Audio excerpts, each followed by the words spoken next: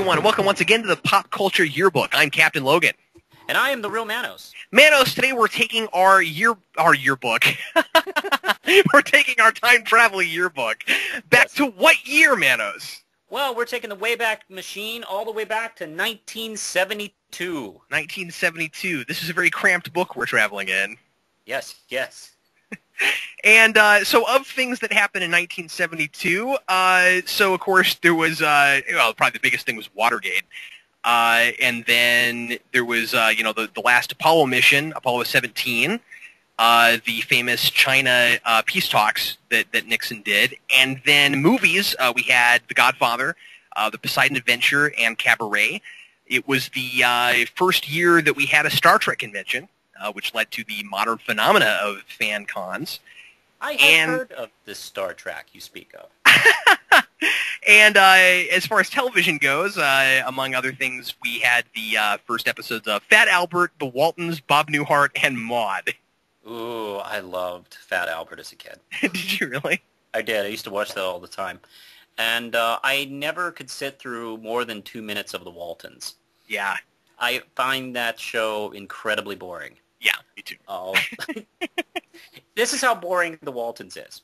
What's the thing everyone remembers about The Waltons? The line, "Good night, John Boy." Yeah, okay. So, okay, the thing that everyone remembers from your show is someone going to sleep. See, and I forgot, because I haven't seen that since I was like 8. Mm-hmm. The thing I remember was it was boring. Yeah.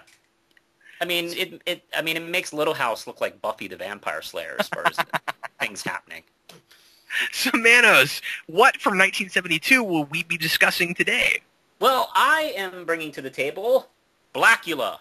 I'm a huge fan of the blaxploitation movement of the 70s, as well as vampires, so this is an obvious film I would love to watch. Speaking of Star Trek, that guy was in a Star Trek episode. That's right. He was Dr. Daystrom in The Ultimate Computer. That's true. Yep, that's true. And let's see. Yeah, William Marshall played Mama Waldy, who is a.k.a. Blacula.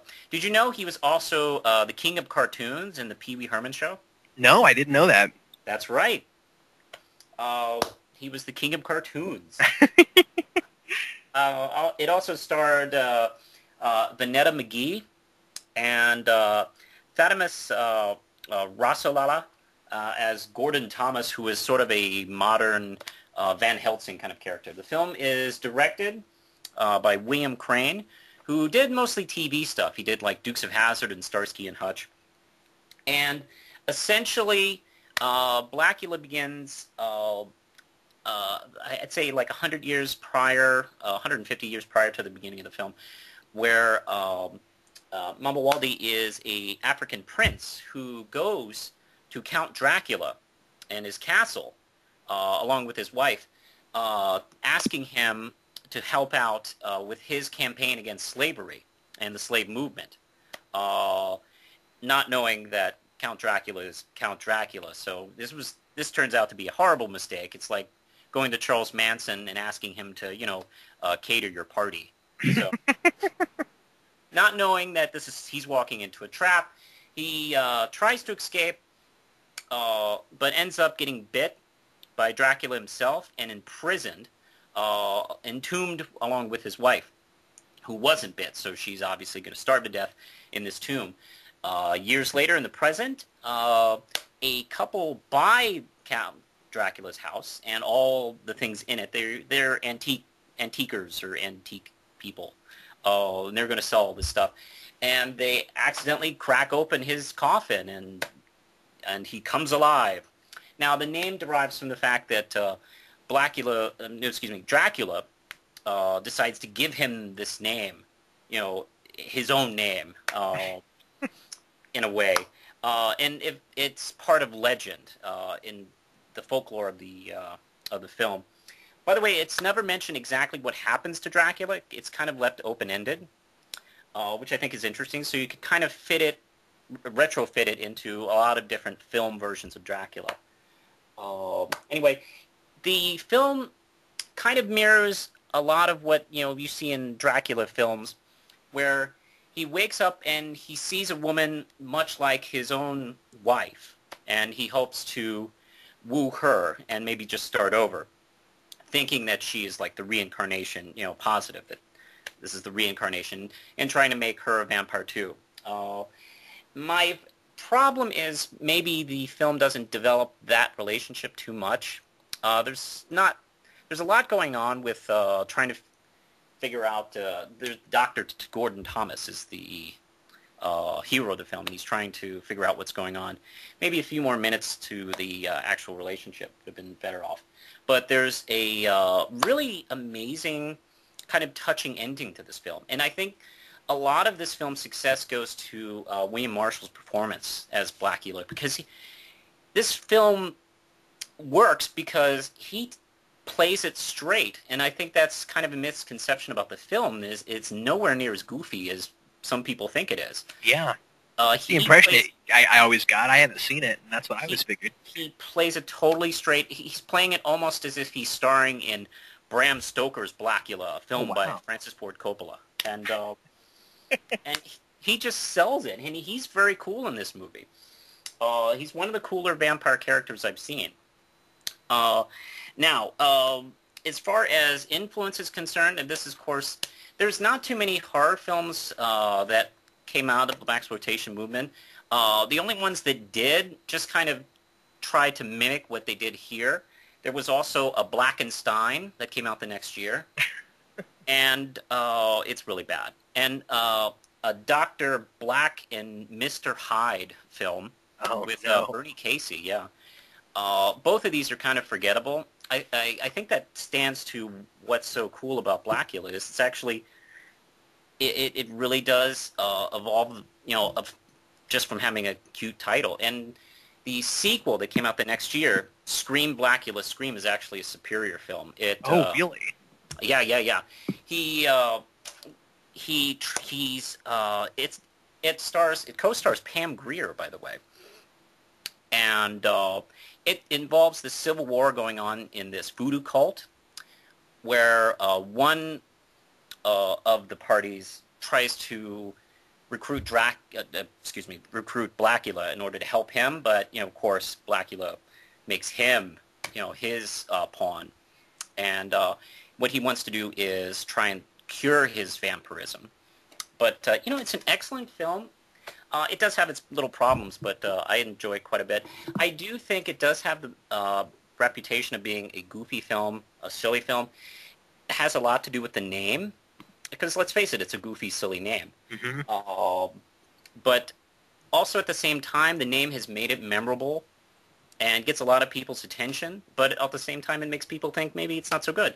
So in a weird way, it's a blessing and a curse, much like being a vampire.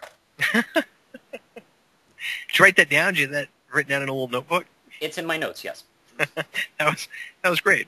Thank you. Anyway, that's what I have. Well, today I'm going to talk about something a little bit different. I don't mention this all that often, but you can probably guess with some of the videos that I've made that I happen to be a really big fan of game shows. I do.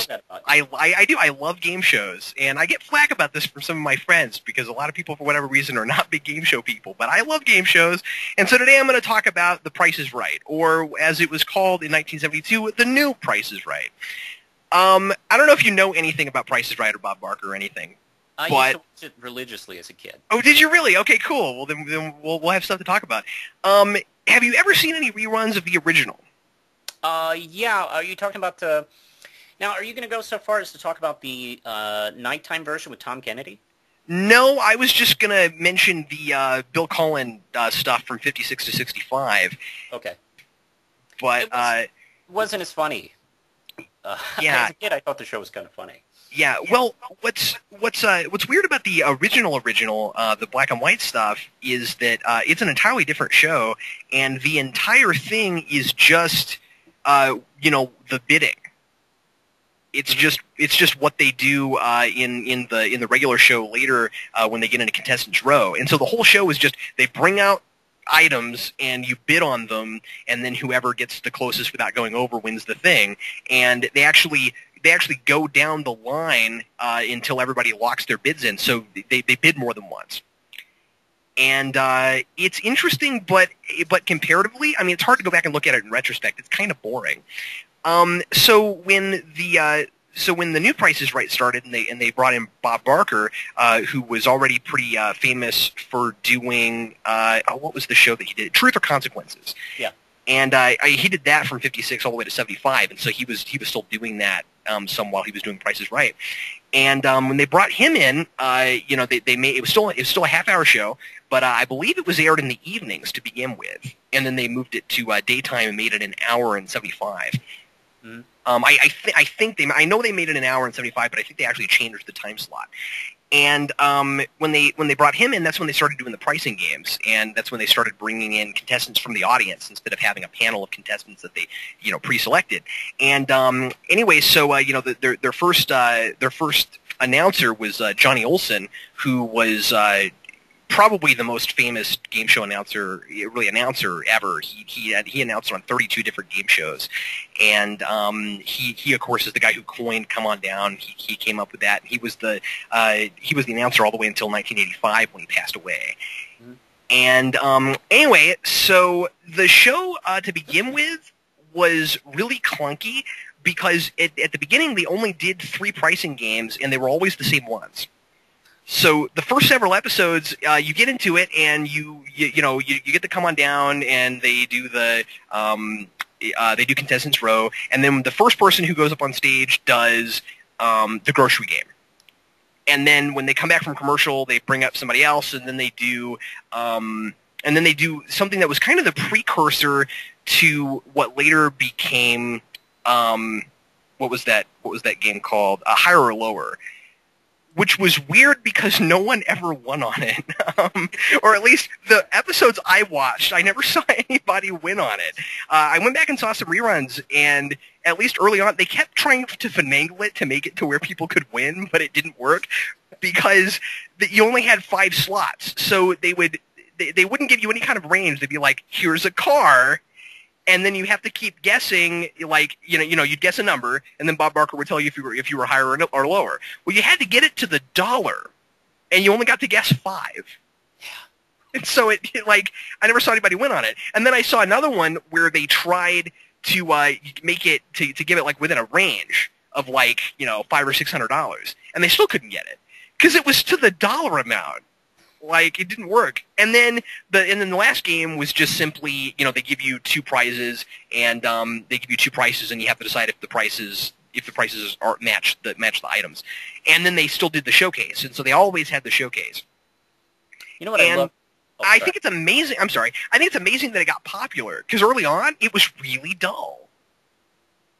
What I loved about the old show was the showcases were almost comedy acts. Yeah, they were. They would have some kind of narrative, and they would sometimes involve Johnny Olson himself. The one I remember most was they did a showcase that was sort of a superhero story about the Incredible Bulk. I was gonna mention that. Yeah, I saw that one too. And that was my favorite one because at the time I was a comic book fan, so I saw that. Hey, that's like the Hulk. You get to the end of that, and Bob Barker looks at the screen and he says, "That is the most ridiculous thing I've ever seen, but I loved it." And I remember sometimes they'd keep weird stuff. Like one time, one of the models was driving up on the stage with a car, and she apparently got her foot stuck, under the pedals. And it ran into one of the displays. And they kept it in? Yeah, they kept it in. That's awesome. Oh, let's see. And then, of course, there was this famous story about a woman giving birth in the back row or something like that. Yeah, which I don't know if that actually happened, but... I've heard that's true. I heard that actually did happen. Really? Wow. Bob Barker always had a lot of really great stage presence, but it seemed really awkward at the beginning because again, this is looking back on it after seeing the massive success it turned into. And of course, Bob Barker was on for 35 years, but you go back and you watch the first couple episodes, and no one's applauding ever. like it's all like, come on down, and everybody's just like, why are we supposed to be excited? I don't understand. And it's kind of funny to watch it in retrospect. And Bob Barker just early on, he looks kind of like a used car salesman to me. Yeah. Where because at the beginning, it seems almost like they're hoping they don't have to give away too much stuff. And then later on, it's all, let's see how many prizes we can give away. And Bob Barker's keeping score, and he's like, we're 5 out of 6, we're doing good. Yeah, that's true. Actually, you're right. He did do that after a while. It was this big kind of cheering section for everybody. It was always very exciting. And the 70s, I think, was probably the golden age of this show because, I don't know, that show was just so... If you watch the old reruns, it's so 70s. And it just it was. really feels like it's time. And I remember even as a kid thinking, like, this kind of was like almost the game show daytime version of The Tonight Show in a weird way. Yeah, I could see that. I do think that making it an hour helped it a lot. Yeah. Because they just needed more time so they could take their time a little bit, with all the different games they wanted to do, and adding the big wheel and everything helped. Although, like I saw the episode where they first introduced the wheel, and Bob Barker spends like 5 minutes explaining what the wheel is. it's really good. It's like, okay, no, it's okay, we get it. And everybody was really timid of the wheel, so they wouldn't spin it very hard. Yeah, because it looks gigantic. Yeah, it looks like it's going to be heavier than your car, and so people would come up and they'd spin it, and they didn't institute the rule yet that it had to go around all the way. Mm-hmm. It looks like so it would go like 4 numbers and they'd be done, and Bob Barker would be like, "Good job." I don't know. It's funny to me. That wheel is huge. It looks like it should be chasing Indiana Jones down a cavern or something. Well, and then later on, when people were used to it, people would do like these jumping spins. Yeah. And you'd always be worried somebody would get caught underneath it. Because they'd be going so hard, and I would always be like, wow, somebody is totally going to get hit by... I never saw it happen. I don't know if it ever did. I don't think it has either. They just recently did a joke on Family Guy where Peter did that. Oh, really? That's hilarious. Have you seen any of the new ones? I have not seen since Drew Carey took over. I guess it's still doing well. I mean, I hope it's still doing well. I hope it's still popular. Yeah, I think it is. I've seen a few episodes with him and didn't really care for it, but it's just because I don't know, his personality type doesn't really work for that show for me, just because it's so old school, and he's still doing his improv comedy thing, and so he almost breaks the fourth wall for me. He's funny and it works, and I like him as a game show host. But for Price is Right, like, he talks too much to the models and stuff like that, and it's just me. Well, I don't know if this should be considered a come down for him. I mean, he had the #1 sitcom on ABC for a while. Yeah. Now he's doing a game show. Yeah, but he's doing like the most popular game show of all time. Yeah, so is that a come down? And the longest running game show of all time? I don't know. I mean, he certainly acted like it was like the biggest thing of his career when he got it. Well, I happen to know when he was doing interviews for it, he was talking about how he'd always been a big fan of the show, and I think he even campaigned for it. So, yeah. I guess he's happy doing it. But I don't know. He just, and obviously you can't replace Bob Barker, but he does some things that I just don't think really work. Like every time somebody spins the wheel, he hands the person the microphone and has them do shout-outs. And that's just irritating. Every single time. And that's something that people would do to Bob Barker sometimes, where they'd be like, can I say something to somebody? And he'd be like, we have time, you spun it really fast, go ahead. But Drew Carey encourages people to do it. And so, us in the audience, we're just like, who cares? Yeah, I don't care about your cousin in Minnesota. I don't know. I'm watching the wheel spin. I'm interested, But anyway, so that's I don't know, that's my little bit on Price is Right. I guess that's all I have to say, Manos. Yeah. Well, see, we had a lot to talk about. I used to love that show. Yeah, I didn't know you were into game shows at all. That and Match Game. I was going to ask you if you'd ever seen Match Game. I loved Match Game. Me too. I think that was probably my favorite show. I think Johnny Olson did that too. He did. And let's see. What's his name from Family Feud? He was on that show a lot. Oh, was he? Yeah. Who was can't remember the name of the original host on Family Feud now. Oh. Did you ever see any of the ones with William Shatner? Oh man, yeah. Because he was on the panel every so often, and he was really good. He was really funny. He's Shatner. Yeah. Oh, that show. Anyway, well, Manos, unfortunately, we have to leave 1972. Oh, darn. I enjoyed talking about 72. As much fun as we're having. But we're going to bring our time machine back to the present. And, Manos, what year are we going to talk about next time? Well, next time, we are going to talk about the year 1990. 1990? I was 6. And I graduated high school. Wow. Was that the year you graduated high school? That was the year I graduated. I was class of 1990. We should have all kinds of stuff to talk about then. That's going to be really exciting. I hope so. Well, hey, everybody, thanks a lot for listening to us on the Pop Culture Yearbook, talk about interesting years and stuff that happened. And join us again in 2 weeks when we'll be talking about 1990. I'm Captain Logan. And I am the real Manos. And we'll see you next time.